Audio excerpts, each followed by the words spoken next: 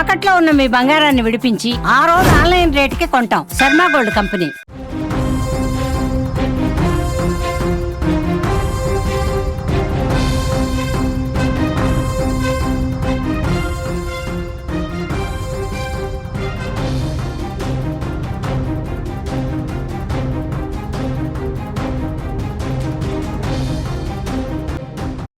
మొదటి దెబ్బకే పాకిస్తాన్ కుప్పకూలిపోయింది. మొదటి దెబ్బకే భారత్ తిరగబడ్డ మొదటి దెబ్బకే పాకిస్తాన్ రక్షణ వ్యవస్థ అంతా సర్వనాశనం అయిపోయింది. ఎప్పుడైతే పాకిస్తాన్ కశ్మీర్ సహా కశ్మీర్, రాజస్థాన్, పంజాబ్ల పైన దొంగ దెబ్బకు ప్రయత్నించిందో అప్పుడే భారత్ కోలుకోలేని దెబ్బ కొట్టింది పాకిస్తాన్ని. రాత్రి పాకిస్తాన్లోని 9 ప్రధాన నగరాలపైన దాడికి తెగబడింది భారత వైమానిక దళం. ముఖ్యంగా పాకిస్తాన్ గగనతల రక్షణ వ్యవస్థని నాశనం చేసింది భారత వైమానిక దళం.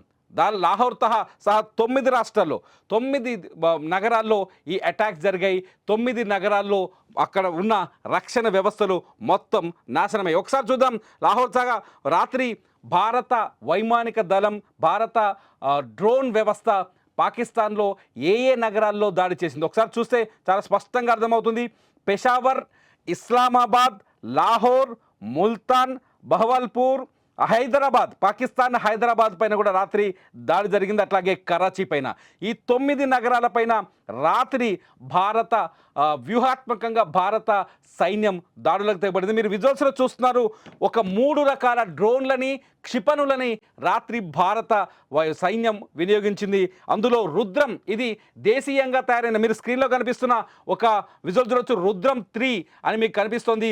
రుద్రం ఈ క్షిపణి నిన్న లాహోర్లో ఉన్న ఎయిర్ బేస్ వ్యవస్థని సర్వనాశనం చేయడానికి ఈ క్షిపణిని వాడారు. At the same time Russia నుంచి దిగుమతి చేసుకున్న KH-31P, మీరు ఇంకో బాక్స్లో చూడొచ్చు, రష్యా నుంచి దిగుమతి చేసుకున్న, ఇది బాక్స్లో చూసిన విజువల్గా చూడొచ్చు, ఇది KH-31P, ఇది రష్యా నుంచి దిగుమతి చేసుకున్న క్షిపణి. ఈ క్షిపణిని కూడా రాత్రి పాకిస్తాన్ పైన 9 నగరాల్లో పాకిస్తాన్ గగనతల రక్షణ వ్యవస్థని నాశనం చేయడానికి వినియోగించినట్టుగా స్పష్టంగా అర్థమవుతుంది. ఇకపోతే తిరుగులేని దెబ్బ కొట్టింది మాత్రం మనం ఇజ్రాయిల్ నుంచి దిగుమతి చేసుకున్న హరోజ్ కామికా డ్రోన్లు. హరోజ్ కామికా డ్రోన్లు మొట్టమొదట పాకిస్తాన్ వెన్నులో వణుకు పుట్టించింది. సాధారణంగా మన క్షిపణులు కానీ రక్షణ అంటే వైమానిక దాడులు చేసినప్పుడు, లేకపోతే మిసైల్ దాడులు చేసినప్పుడు పాకిస్తాన్ కూడా వాటిని ఎయిర్లోనే పేల్చేయడానికి ఒక రాడార్ వ్యవస్థను ఏర్పాటు చేస్తుంది.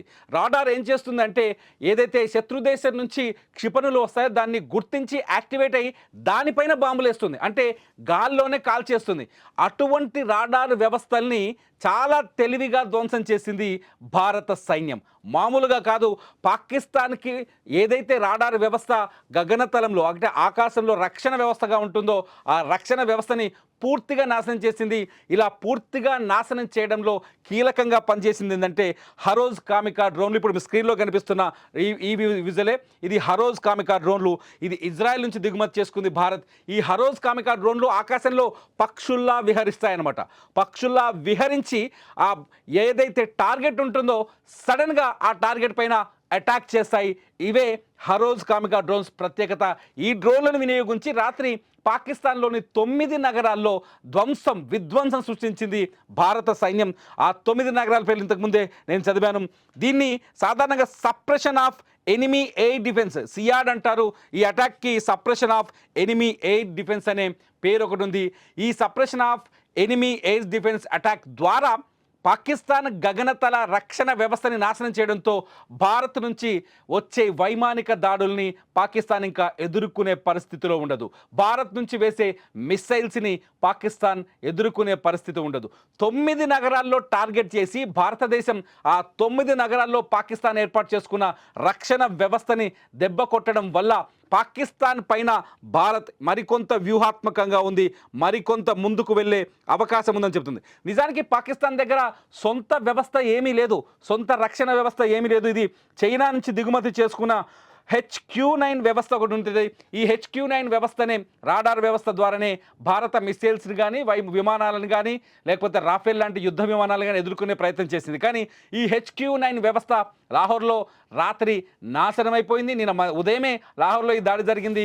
ఈ HQ-9 వ్యవస్థ పూర్తిగా దెబ్బతిన్నది. At the same time China నుంచి LY-80 డిఫెన్స్ వ్యవస్థను కూడా దిగుమతి చేసుకుంది. అంటే పాకిస్తాన్కి సొంత డిఫెన్స్ వ్యవస్థ లేదు. పాకిస్తాన్ గగనతలాన్ని రక్షించేందుకు విదేశీ వ్యవస్థలపైనే ఆధారపడింది.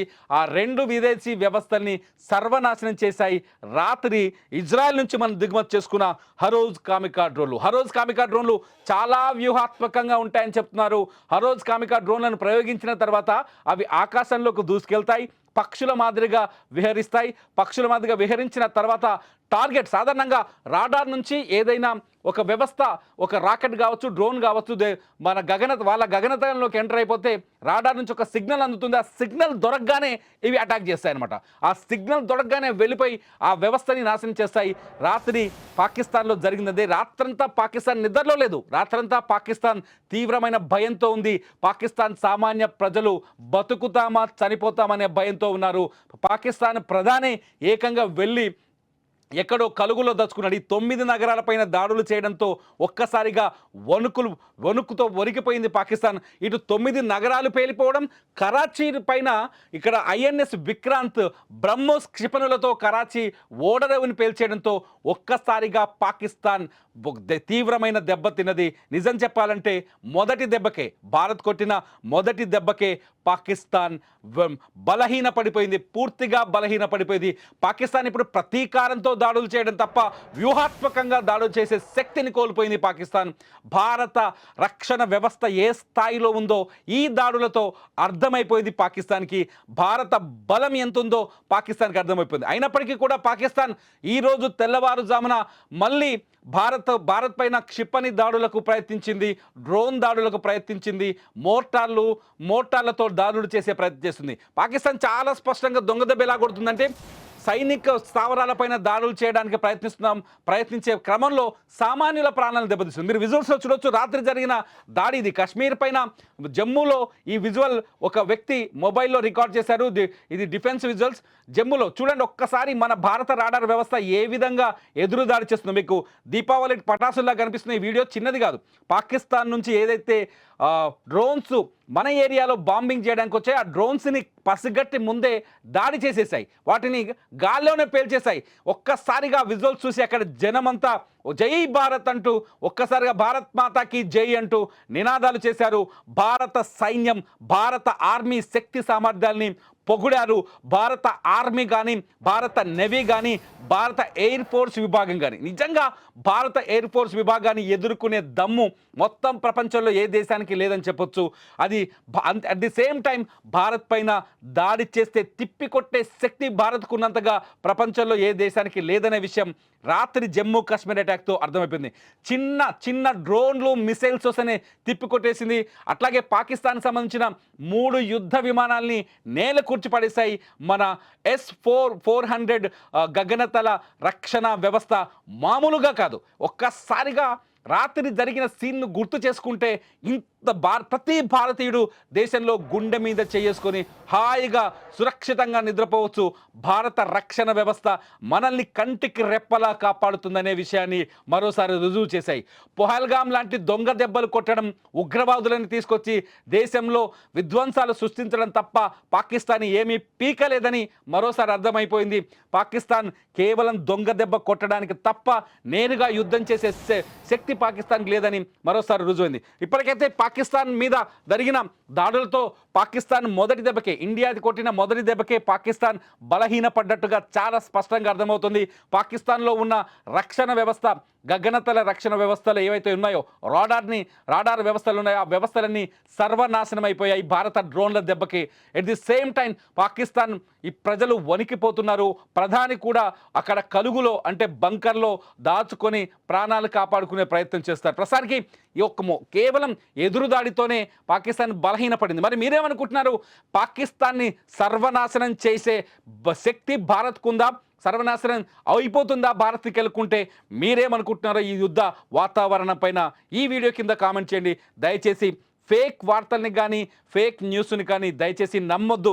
యుద్ధ వాతావరణ పరిస్థితుల్లో నిజమైన వార్తల్ని నిజమైన సమాచారాన్ని మాత్రమే విశ్వసించాలి. అధికారులు చెప్పిన మాటల్ని మాత్రమే నమ్మాలి. దయచేసి ఈ విషయాన్ని పదే పదే చెప్పడానికి మేము ప్రయత్నిస్తున్నాం. భారత్ పాకిస్తాన్ సరిహద్దులో ఉద్రిక్తతల నేపథ్యంలో మన దగ్గర కూడా ఎక్కడైనా ఏదైనా ప్రమాదం జరిగే అవకాశం ఉంది. అందరూ జాగ్రత్తగా మేల్కొని ఉండాలని విజ్ఞప్తి చేస్తూ ఈ వీడియో పైన మీ కామెంట్స్ ఖచ్చితంగా చేయండి. మీ కామెంట్స్ బాగుంటే నేను మరో వీడియో చేయడానికి ప్రయత్నిస్తాను. చూస్తూనే ఉండండి సుమన్ టీవీ.